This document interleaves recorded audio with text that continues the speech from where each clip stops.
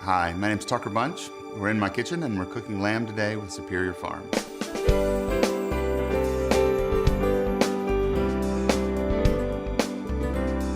We're having grilled shoulder chops tonight.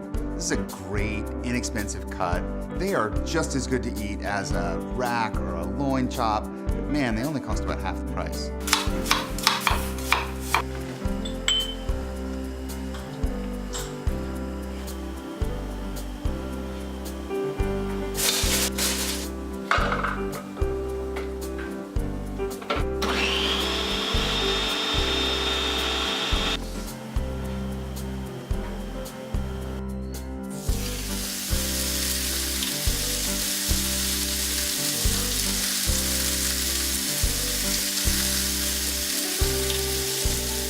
We seasoned them up sort of Greek style and served them with skordalia. Skordalia is a really delicious sort of aioli-like sort of puree, but with tons of garlic and with mashed potatoes as a base.